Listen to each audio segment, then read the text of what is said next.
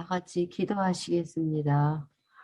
교회의 머리가 되시는 예수 그리스도께서 죽음에서 부활 승천하신 후에 언약의 말씀대로 보내신 진리의 보혜사 성령을 통해 창세전 영원한 때에 구원하기로 예정하신 자들을 말씀으로 부르셔서 성령으로 거듭나게 하시고 성경을 깨닫게 하여 처녀 몸에서 나신 예수님이 구약의 언약대로 오신 그리스도이심을 확실히 알고 믿게 하심으로 전능하신 하나님이 언약의 말씀대로 성취하시는 여호와이심은 물론 그 존재하심과 속성들을 깊이 깨달아 알고 경외하며 섬기게 하시고 그들로 그리스도 안에서 서로 사랑의 교제를 나누며 함께 선한 일을 도모하고 마음과 뜻을 다하여 은사를 따라 살게 하심으로 교회의 체제를 갖추어 선한 싸움에 응전케 하셔서 최후로 거두실 승리를 통해 그리스도 자신은 물론 여호와 하나님의 영광을 지으신 온 우주에 영원토록 선포하신다. 전능하시고 자비로우신 살아계신 여호와 하나님 아버지, 오늘도 마태복음을 상고할 수 있도록 함께 불러 모아 주심을 너무나도 감사합니다. 마태복음을 통하여 구약의 언약을 성취하러 오신 그리스도임을 확증케 하심으로 여호와 하나님이 살아계심을 깨달아 알게 하셔서 남은 세월 여호와 하나님을 경외하는 지혜롭고 행복한 삶을 살아갈 수 있도록 오늘도 지혜와 총명으로 함께 해주시기를 원하며 예수님 이름으로 기도드렸습니다. 아멘. 신약 성경은 그리스도 성취예요. 구약은 여호와의 언약, 신약은 그리스도 성취. 근데 신약은 2편으로 되어 있어요.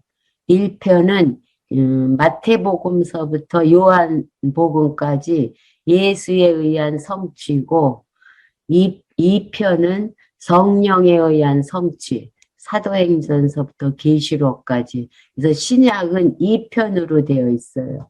그 중에 1편, 예수에 의한 성취는 4장으로 되어 있는데 1장이 직임에 의한 성취인 마태복음, 2장은 신분에 의한 성취는 마가복음, 그 다음에 누가복음은 사역을 통한 성취고 4장인 요한복음은 본성에 의한 성취.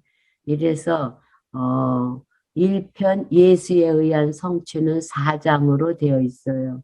그 중에 마태복음은 직임에 의한 성취인데 요절이 1장 1절이에요. 그 다음에 마태복음의 내용을 보면은 1장부터 4장은 구약의 언약에 대한 성취, 구약의 언약에 대한 성취는 예수의 출생과 예수님의 출현으로 두 묶음으로 되어 있어요. 그 다음에 2절은 선지자 직임에 의한 성취, 선지자 직임에 의한 성취는 세 묶음으로 되어 있어요. 첫째 묶음은 말씀과 표적을 통해서 예수님 자신이 구약의 언약을 성취하러 오신 그리스도임을 증거하고 둘째 묶음은 하나님의 백성들에게는 교훈을 하고 하나님 백성 아닌 자에게는 질책을 함으로써 구약의 언약을 성취하러 오신 그리스도임을 증거를 하고 셋째 묶음은 선지자 직위와 직무예요. 선지자 일을 통해서 내가 구약의 언약을 성취하러 온 그리스도다. 직위, 직무는 행할 일을 통해서 증거하는 내용이에요. 그 중에 13장이 어디에 들어가냐면 선지자 직위인데 비유로서 직위를 행사하는 것을 지난번에 확인하면서 13장 44절에서는 비유를 통해서 가르쳐 주는 내용이에요. 13장 44절부터 52절을 보면 천국에 대한 감춰진 보화 등 세 가지 비유에 의해서 구약의 언약을 성취하러 오신 그리스도임을 가르치는 내용이에요. 44절 보면 천국은 뭐와 같으냐면 마치 밭에 감추인 보화와 같아요. 여기서 천국은 밭이라는 건 세상을 비유해서 말을 해요. 천국은 세상에 감추어진 보화 같아요. 감추어진 보화라는 것은 그리스도를 아직 드러내지 않아서 은폐된 세상에 은폐된 그리스도가 오셨는데 그 그리스도가 보화라는 거예요. 사람이 이를 발견한 후, 이를 발견한다는 건 예수가 그리스도임을 깨달은 후에 숨겨두고 기뻐하여 돌아가서 자기 소유를 다 팔아서 그 밭을 샀다는 비유를 통해서 가르치는데, 그러니까 이 비유는 뭐냐면 세상에 은폐된 그리스도를 발견한 후에는 너무 기뻐서 자기 소유를 다 팔아서 자기 소유 있는 것을 다 해서 밭을 샀다는 거는 이 복음이 땅끝까지 이르러 전파될 것을 염두에 두고 가리키시는 내용이에요. 그리고 또 무엇을 비유를 하냐면 또 천국은 마치 좋은 진주를 구하는 장사 같아요. 진주 장사는 극상품의 진주 사기를 원하는잖아요. 극상품 진주를 구하는 장사하고 같은데 극히 값진 진주 하나를 만났어요. 극상품인 그리스도를 만났어요. 그래서 자기 소유를 다 팔아가지고 그 진주를 샀대요.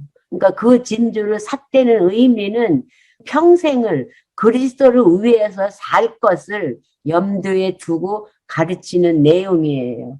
그 다음에 이제 밭을 비유하고 진주를 비유하고 그 다음에 물고기 잡는 것을 비유를 해요.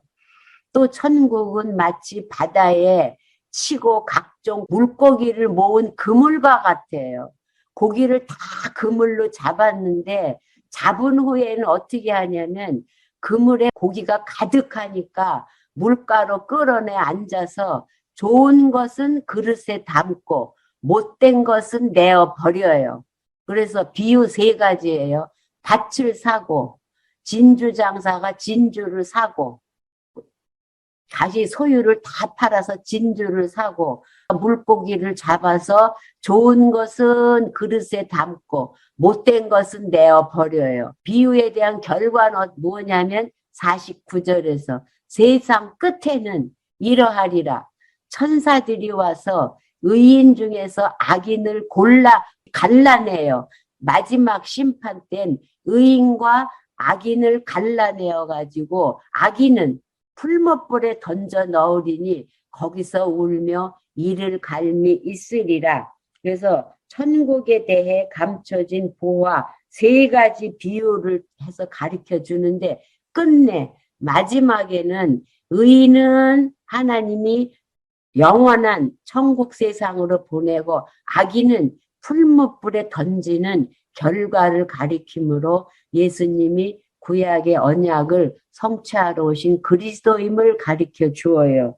그러면서 51절 보면 예수님이 제자들에게 이 모든 것을 깨달았느냐 하시니 대답하면서 깨달았습니다. 그래요. 그러니까 예수께서 뭐라고 말씀하시냐면 그러므로 천국의 제자된 서기관마다 어떻게 되냐면 마치 새 것과 옛 것을 그 곳간에서 내어오는 집주인과 같다 이렇게 가르쳐요. 깨달았다고 하니까 천국의 제자된 서기관마다 제자들이에요. 어떤 자하고 똑같냐면 새 것과 옛 것을 구약의 언약을 성취하러 오신 그리스도를 증거하는 집주인과 같다. 누가? 제자들이. 이렇게 가리키면서 여기에서 비유로서 직위를 행사하는 내용을 가르쳐 줬어요. 그 다음에 13장 53절부터는 사건으로 직위를 행사해요. 사건. 두 가지 사건이에요. 선지자는 고향에서 배척을 받아요. 우리가 선지서 상고해 볼 때 예레미야 선지자도 그 고향 사람들이 다 배척을 했어요. 그래서 사건을 통해서 예수님이 선지자 직임을 성취하러 오신 분임을 가리키는 내용인데 13장 53절부터 58절은 고향에서 배척을 당하자 예를 들어 선지자됨을 가르쳐 주어요. 예수께서 이 모든 비유를 마치신 후에 거기를 떠나서 고향으로 돌아가요. 고향 회당에 가서 가르치시니까 저희가 놀라고 가로되 이 사람의 지혜와 이런 능력이 어디서 났느냐는 거예요. 왜? 실제로 보면 사람의 아들인데 이런 능력이 어디서 나타났냐 하면 이는 그 목수의 아들이 아니냐. 그 모친은 마리아고 그 형제는 야고보, 요셉, 시몬, 유다라 하지 않느냐. 목수의 아들인데 어떻게 이렇게 능력이 있느냐 이래요. 그러면서 그 누이들은 다 우리와 함께 있지 아니하냐. 그런즉 이 사람의 이 모든 것이 어디서 났느냐 하고 예수를 배척을 해요. 예수가 구약의 언약을 성취하러 오신 그리스도를 모르고 인간적인 예수를 보니까 배척을 하는 거예요. 예수께서 저희에게 뭐라고 말씀하시냐면 선지자가 자기 고향과 자기 집 외에서는 존경을 받지 않음이 없다는 거예요. 선지자는 자기 고향과 자기 집에서 다 배척을 받았다는 거예요. 구약의 선지자들이. 그래서 저희의 믿지 않음을 인하여 거기서 많은 능력을 행치 아니하시니라. 그러니까 고향에서 배척을 당하자 예를 들어요. 구약의 선지자들이 고향에서 다 배척받았다는 것은 예수님이 선지자 직임을 성취하러 오신 그리스도라는 거예요. 그러면서 14장 1절에서 12절은 또 무슨 사건이냐면 선지자로 알던 요한이 살아난 것으로 오인했던 사건으로 선지직을 가르쳐 주어요.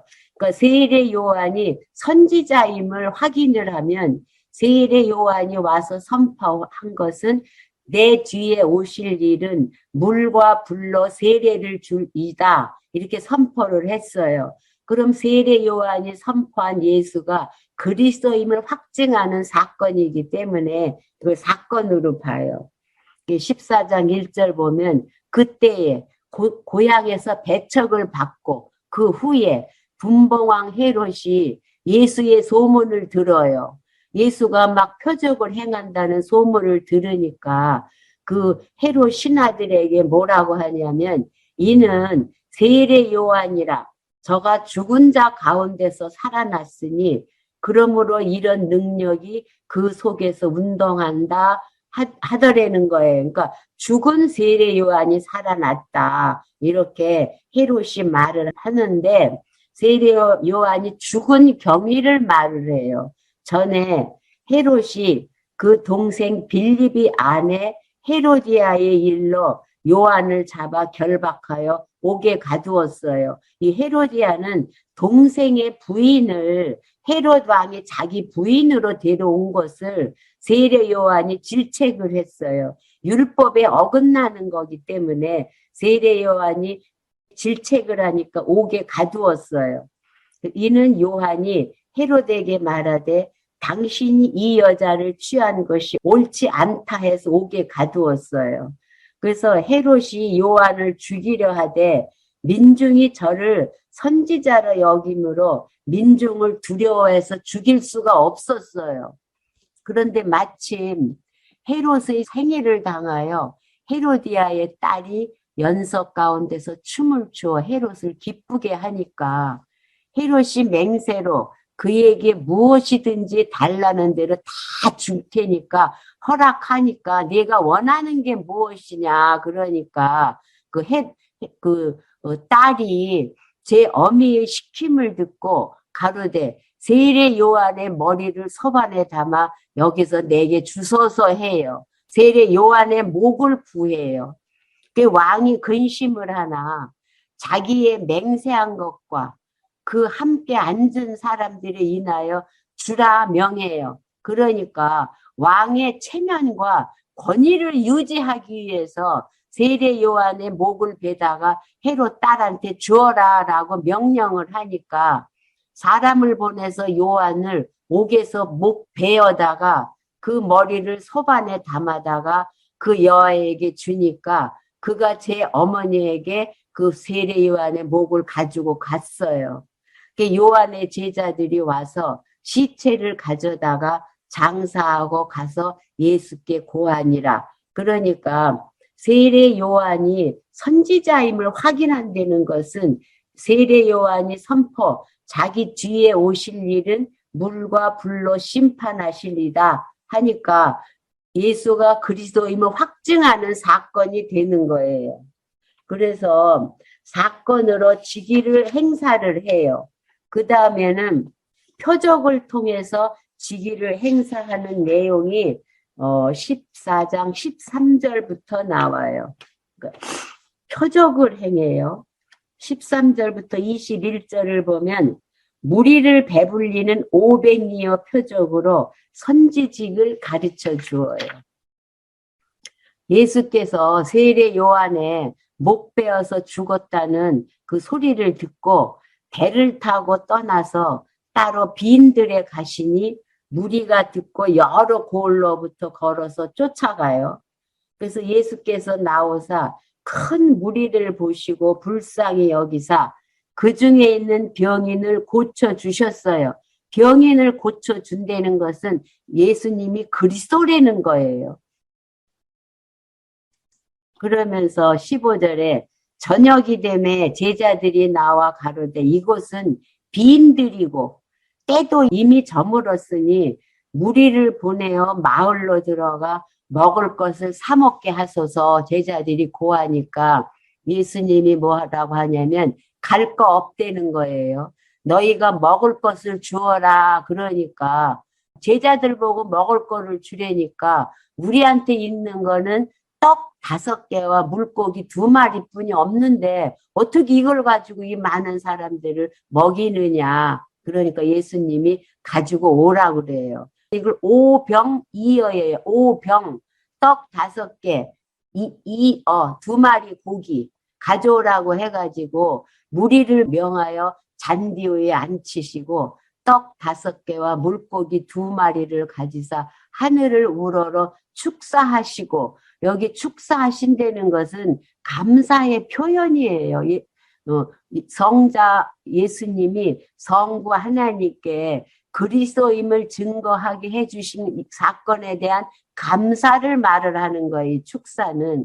그래서 떡을 떼어 제자들에게 주심에 제자들이 무리에게 주니 다 배불리 먹고 남은 조각을 12바구니에 차게 거두었어요. 남은 조각이 12바구니예요. 그래서 먹은 사람은 여자와 아이 외에 5,000명이에요. 그러니까 여자와 아이 빼고 5,000명이면 어마어마한 숫자를 500리어의 표적을 통해서 먹여주셨어요. 여기에서 500리어의 그 하나의 특징은 이스라엘 백성들에게 표적을 한 것이 500리어 표적이에요. 이스라엘 백성들 대상으로. 그리고 22절부터 33절은 무리를 걷고 바람을 멈추는 표적으로 선지직을 가르쳐 주어요. 여기서 선지직은 지난번에 그 표적을 통해서 삼직, 그리스도를 다 이미 가르쳐 준 것을 반복이 나와요. 22절 보면 예수께서 즉시 제자들을 재촉하사 자기가 무리를 보내는 동안에 배를 타고 앞서 건너편으로 먼저 가게 하시는 거예요. 왜? 표적을 행하시려고 먼저 배를 타고 가게 하셔요. 그리고 무리를 보내신 후에 기도하러 따로 산에 올라가시다가 저물매 거기 혼자 계셨다가 배가 이미 육지에서 수울이나 떠나서 바람이 거슬림으로 물결을 인하여 고난을 당하게 하신 거예요. 그래서 제자들을 배를 타고 먼저 가게 해서 멀리 떠나간 후에 바람을 예수님이 일으키신 거예요. 그런데 때가 언제냐면 밤 사경에 예수께서 바다 위로 걸어서 제자들에게 오시는 거예요. 제자들이 그 바다 위로 걸어오심을 보고 놀라 유령이라 하면 무서워하여 소리를 질러요. 그러니까 사람이 무리를 걸어오니까 사람은 무리를 걸을 수 없잖아요. 그러니까 유령이라고 소리를 지르니까 예수께서 즉시 일어나 뭐라고 하시냐면 안심하라 내니 두려워 말라. 그러니까 베드로가 뭐라 하냐면 주여 만일 주시어든 나를 명하사 무리를 오라 하소서 한데 예수님이 오라 그러니까 베드로가 배에서 내려 무리로 걸어서 예수께로 가되 금방 물속에 빠져요. 바람을 보고 무서워 빠져가는지라 소리질러 가로되 주여 나를 구원하소서 하니 예수께서 즉시 손을 내밀어 저를 붙잡으시며 가라사대 믿음이 적은 자여 왜 의심하였느냐 해요. 믿음이 없으니까 처음에 예수님이 오라 할 때는 믿어져서 갔는데 순간에 잊어버리는 거예요. 그러니까 믿음이 없으니까 물에 빠졌다 하시고 배에 함께 오름에 바람이 그쳐요. 그러니까 바람 스스로가 그친 것이 아니라 예수님이 바람을 불게도 하시고 그치게도 하시는 표적을 일으키시는 거예요.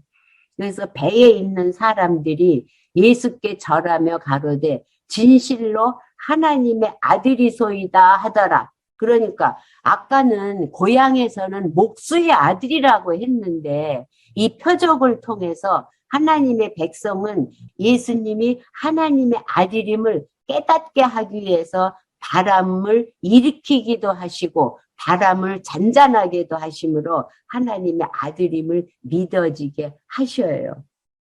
그래서 34절부터 36절은 모든 병자가 나음을 얻는 표적으로 선지직을 가르쳐 주어요.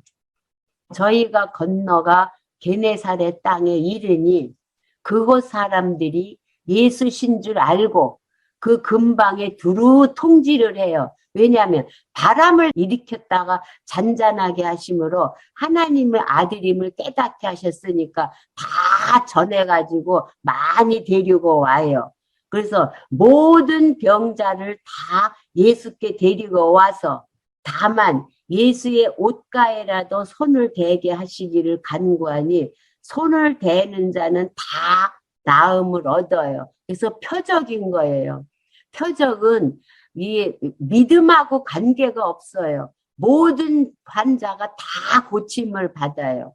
그런데 신약 시대에 은사는 표적이 아니기 때문에 기도를 통해서 마음의 평안을 유지하게 함으로 병이 나을 수도 있고 안 나을 수도 있는 거예요. 그래서 여기에서는 모든 병자가 다 고침을 받음으로 예수님이 구약의 언약을 성취하러 오신 선지직을 가르쳐 주는 내용이 36절까지 확인해 봤어요.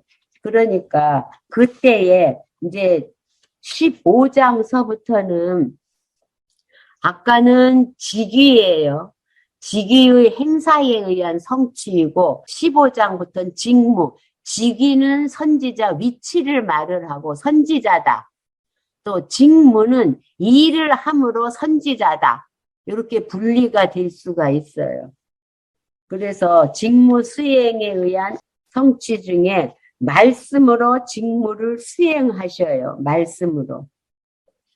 그때에 그러니까 이 바람을 잔잔케 해서 예수님이 하나님의 아들임을 깨닫게 할 뿐만 아니라 많은 병자를 고쳐 주었어요. 그때에 바리새인과 서기관들이 예루살렘으로부터 예수께 나와 가로되 여기에서 계속 나오는 단어가 있어요. 14장 1절에서 그때에 또 15장 1절에서도 그때에 그래요. 때를 정해놓고 섭리하셔요. 그래서 기독교의 역사관은 직선적 역사관이에요. 그래서 이어져요. 모든 사건들이. 그래서 그때에 서기관과 바리새인들이 예루살렘으로부터 예수께 나와 가로되 당신의 제자들이 어찌하여 장로들의 유전을 범하나이까? 떡 먹을 때 손을 씻지 않는다는 거예요.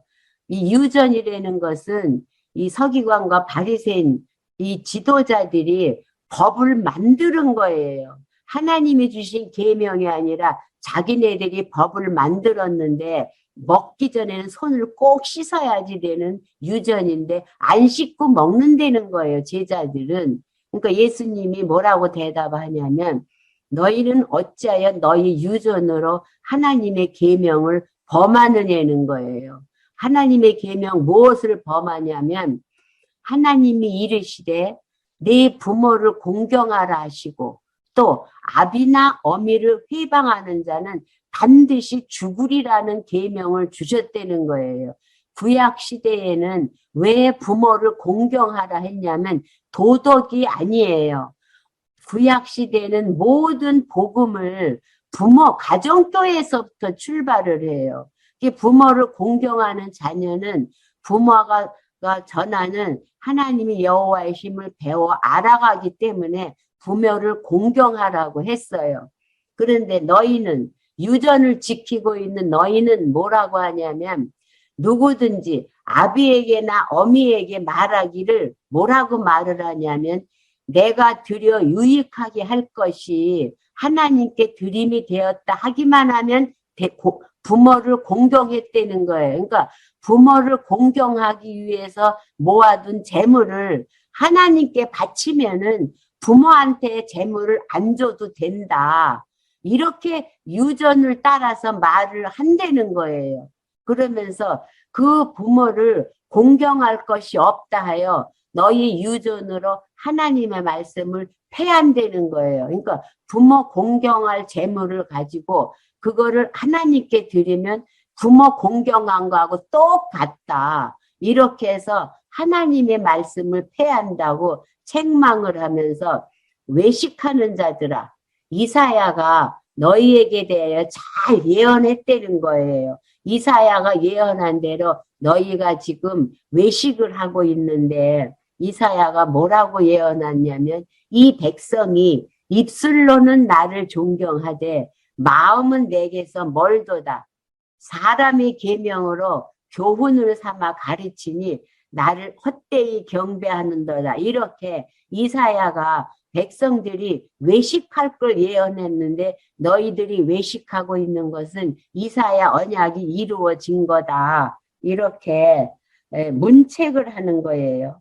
장로의 유전대로 외식하는 자를 이사야 예언을 통해서 책망을 하셔요.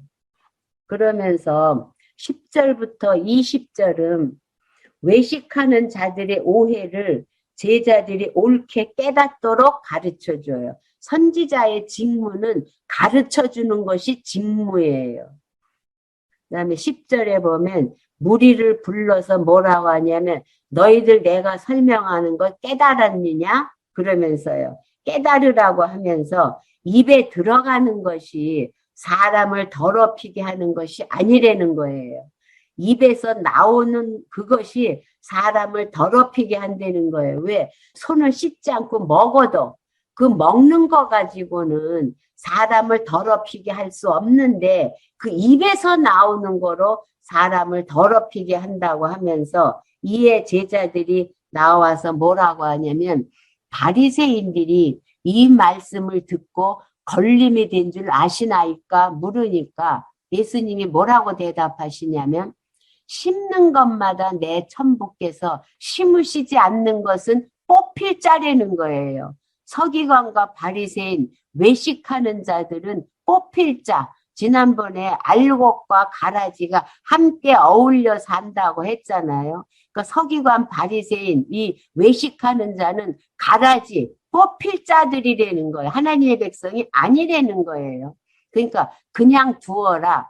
저희는 소경이 되어 소경을 인도하는 자로다. 만일 소경이 소경을 인도하면 둘이 다 구덩이에 빠지리라 하신대.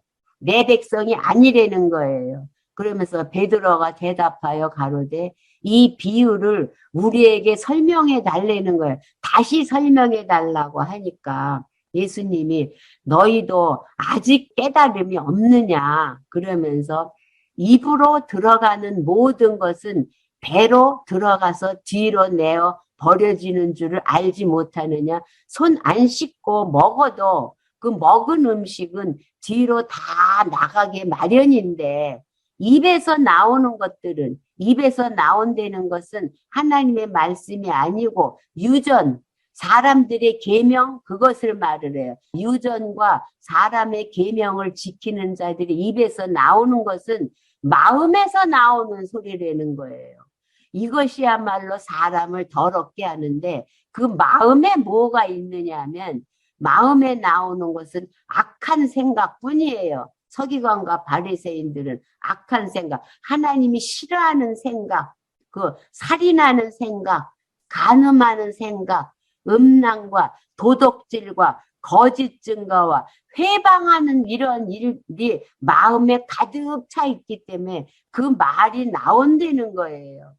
그래서 이런 것들이 사람을 더럽게 하는 것이요. 씻지 않은 손으로 먹는 것은 사람을 더럽게 하지 못한다. 그러면서 외식하는 자들의 오해를 제자들이 옳게 깨닫도록 가르치면서 서기관과 바리새인 외식하는 자들은 하나님의 백성이 아니라고 말씀으로 가르쳐 주는 내용이에요.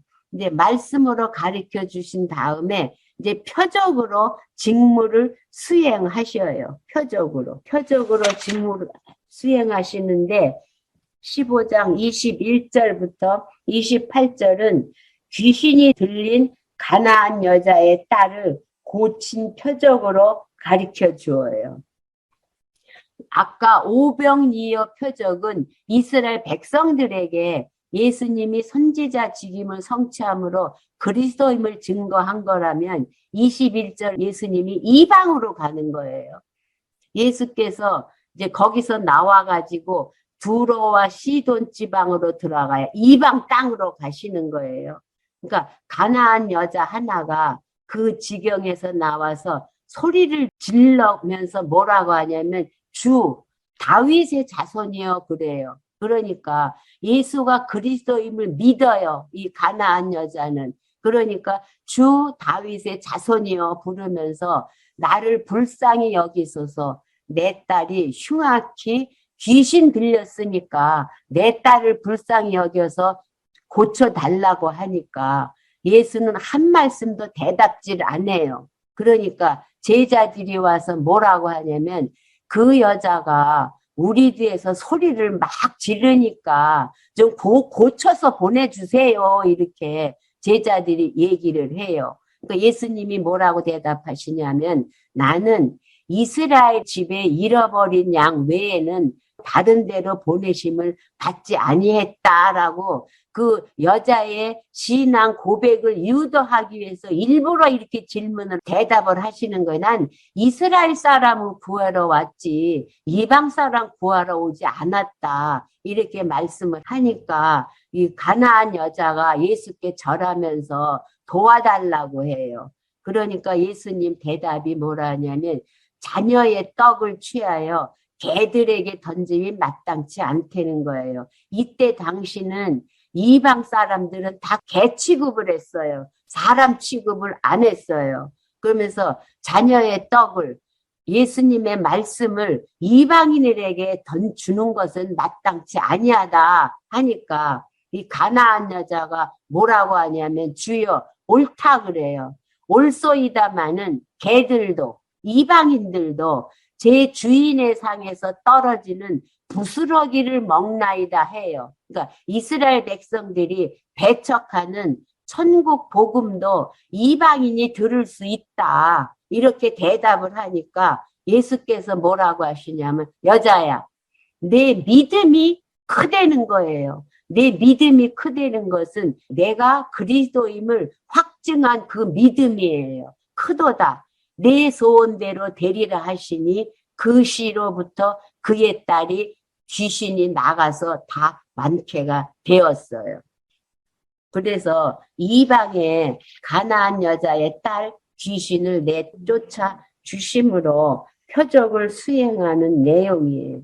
그래서 귀신 들린 가나안 여자의 딸을 고쳐주신 표적으로서 예수가 그리스도임을 가르쳐요. 그러니까 이방의 가나안 여자는 하나님의 백성인 거예요.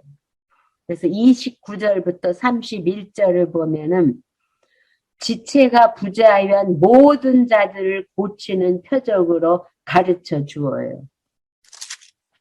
예수께서 거기를 떠나사 갈릴리 호숫가에 이르러 산에 올라가 거기에 앉아요. 다시 이제 갈릴리 쪽으로 오셨어요.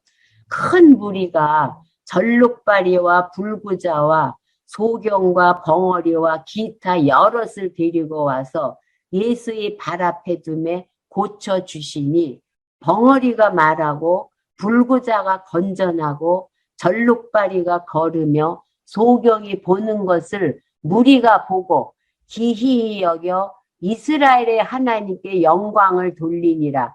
여기에서 이스라엘의 하나님의 영광을 돌린다는 것은 여기에서 이스라엘은 혈육이 아니에요.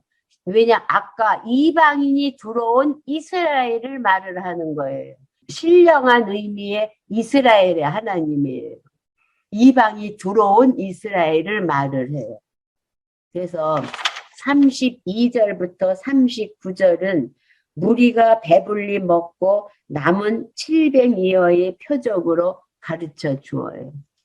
32절 보면 아까는 두로와 시돈에 가셔서 가나안 여자 이방인에게 복음을 전파하시고 선지자임을 가르치시고 그 다음에 29절부터는 갈릴리 이스라엘 백성에게 모든 병자를 고쳐주심으로 예수님이 선지자 직임을 성취하신 것을 가르쳐 주었어요. 그래서 이제 또 표적을 일으켜요. 32절 예수께서 제자들을 불러 가라사대 내가 무리를 불쌍히 여기노라. 저희가 나와 함께 있은지 이미 사흘이에요. 사흘 동안 가르쳐 주셨으니까 자기네들이 가져온 그 식량이 다 떨어져요. 그래서 이제 먹을 것이 없다. 그러니까 이게 다 창세전에 작정하신 뜻이 시간 세계에 이루어지고 있는 거예요. 그래서 길에서 기진할까 하여 굶겨 보내지 못하겠노라 하시고 제자들이 가로되 광야이기 때문에 우리가 어디서 이런 무리를 배불리 먹을 만큼 얻어올 수가 없다. 그러니까 예수님이 너희에게 떡이 몇 개 있느냐 하니까 7개와 작은 생선 2마리가 있다고 그래요. 그러니까 7병2여예요. 예수께서 무리를 명하사 땅에 앉게 하시고 떡 7개와 그 생선을 가지사 축사를 하셔요. 그 다음에 떼어 제자들에게 주시니 제자들이 무리에게 주매 다 배불리 먹고 남은 조각을 7광주리에 차게 두었으며 먹은 자와 여자와 아이 외에 4,000명이나 먹었어요. 그러니까 여자를 제외하고 아기를 제외했으니까 10,000명 이상이 되는 자들이 700이어로다가 먹고 남은 것이 광주리에 7광주리가 남았어요. 예수께서 무리를 흩어 보내시고 배에 오르사 마가단 지경으로 가셔요. 여기서 마가단이라는 것은 갈릴리 바다 해안가로 그쪽으로 다시 가시는 거예요. 그러니까 이 702년은 이 두로 시돈 가나안에서 복음을 증거한 이방 하나님의 백성과 29절에서 갈릴리에서 하나님의 백성인 자들 다 모여서 700이어의 표적을 일으키신 거예요. 그러니까 500이어 표적은 이스라엘 백성에게, 700이어 표적은 이스라엘과 이방 백성에게 표적을 일으켜서 선지직을 성취하러 오신 예수님이 그리스도임을 증거를 하는 내용이에요. 그 다음에 이제 결론적이에요. 교훈으로 직무 수행을 하셔요. 교훈으로 직무 수행하신다는 것은 교훈의 본질은 심판이라는 거예요. 심판이 반드시 있다. 16장 1절부터 4절을 보면은 바리새인과 사두개인이 표적을 보이라는 요청을 거절을 해요. 바리새인과 사두개인들이 와서 예수를 시험을 해요. 시험하여 하늘로서 오는 표적 보이기를 청해요. 그러니까 지금 500리어 표적, 700리어 표적을 다 들었어요. 바리새인과 사두개인들이 들으니까 자기네들 눈앞에서 표적을 일으켜보라고 청을 하는 거예요. 직접 보여달라고 하니까 예수님의 대답이 너희가 저녁에 하늘이 붉으면 날이 좋겠다고 하고 또 아침에 하늘이 붉고 흐리면 오늘은 날이 굳겠다 하나니 너희가 천기는 분별할 줄 알면서 시대의 표적은 분별할 수 없느냐. 너희들 이게 천기는 분별하면서 이 시대의 표적 내가 와서 이렇게 많은 표적을 행했는데도 불구하고 내가 그리스도인 줄 못 깨닫겠느냐. 그러면서 이 악하고 음란한 세대가 표적을 구해요. 그러나 요나의 표적밖에는 보여줄 표적이 없느니라 하시고 저희를 떠나요. 그러니까 표적을 청했는데 그 표적할 걸, 표적 보여줄 걸 거절을 해요. 왜? 이 자들은 하나님의 백성이 아니라는 거예요. 요나의 표적, 내가 죽고 부활해도 너희들은 나를 믿을 자가 아니라는 거예요. 그러면서 5절부터 12절에 바리새인들이라는 것은 아주 율법주의자들을 바리새인이라고 그래요. 사두개인들은 부활을 믿지 않는 자들이에요. 간단하게 구분을 하자면 부활을 믿지 않는 자들이 사두개인이고 바리새인들은 율법주의자들이에요. 그러니까 5절에 보면 제자들이 건너편으로 갈 때 떡 가져가기를 깜빡 잊어버렸어요.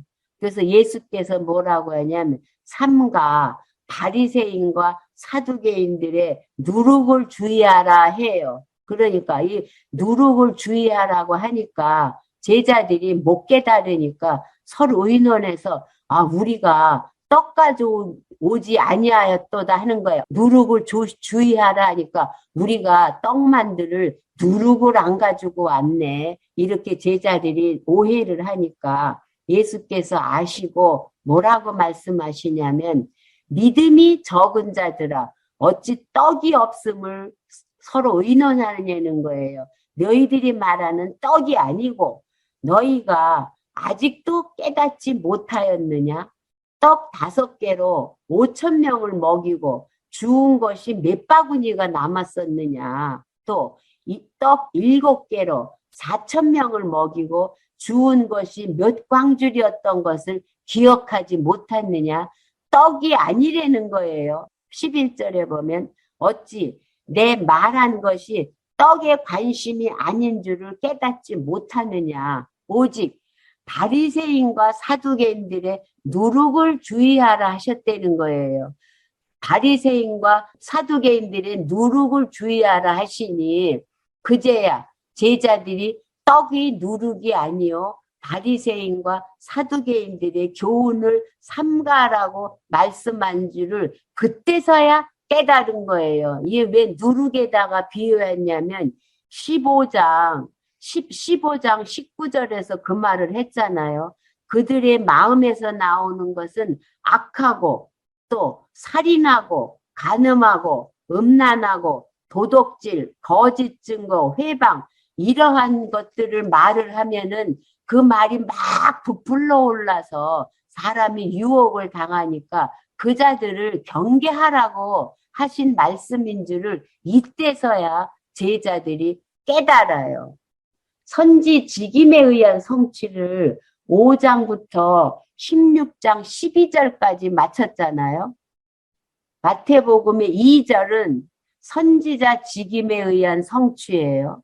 5장부터 16장 12절까지 선지자 직임에 의한 성취는 지금 세 묶음으로 되어 있잖아요. 말씀과 표적에 의해서 성취하고, 그 다음에 두 번째는 교훈과 질책에 의해 성취하시고, 그 다음에 직위와 직무에 의한 성취가 5장부터 16장 12절까지 우리가 확인을 해 봤어요.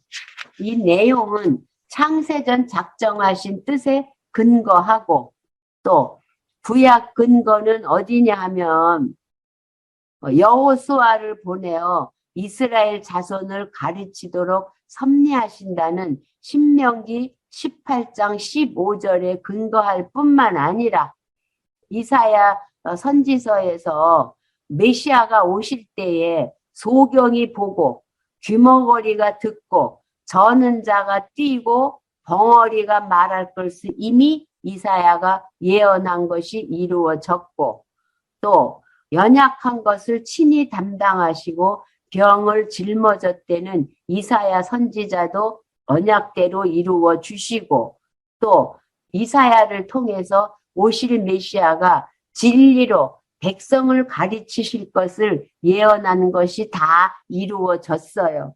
그러니까 구약 근거는 신명기, 선지서의 구약의 언약이 역사적 사실로 성취된 것이다. 언약대로 성취해 주시는 목적은 택한 백성으로 영원하신 하나님이 언약대로 성취하시는 여호와이심을 깨달아 알도록 계시하려는 데 있을 뿐만 아니라 예수께서 그리스도임을 확실히 믿어 하나님이 언약대로 성취하시는 여호와이심을 깨달아 알고 그를 경외하며 섬기려 하시려는 데 있다. 이래서 구약 근거와 계시 목적을 정확하게 정리를 해 주셨어요. 그 다음에 이제 3절이에요. 3절은 왕위의 직임에 의한 성취예요. 선지자, 왕, 제사 직임에 의한 성취 중에 선지 직임에 의한 성취는 우리가 확인해 봤고, 두 번째, 3절 왕위의 직임에 의한 성취예요. 왕위의 직임에 의한 성취는 두 단락으로 되어 있는 것을 볼 수가 있어요. 직위의 행사와 직무의 수행, 이렇게 두 묶음으로 되어 있어요. 그래서 16장 13절부터는 다음에 할게요. 오늘 여기까지 하겠습니다. 주기도문으로 마치겠습니다. 하늘에 계신 우리 아버지, 이름이 거룩히 여김을 받으시오며 나라의 임하옵시며 뜻이 하늘에서 이룬 것 같이 땅에서도 이루어지이다. 오늘날 우리에게 일용할 양식을 주옵시고 우리가 우리에게 죄 지은 자를 사해 준 것 같이 우리 죄를 사하여 주옵시고 우리를 시험에 들게 하지 마옵시며 다만 악에서 구하옵소서. 대개 나라와 권세와 영광이 아버지께 영원히 있사옵나이다. 아멘.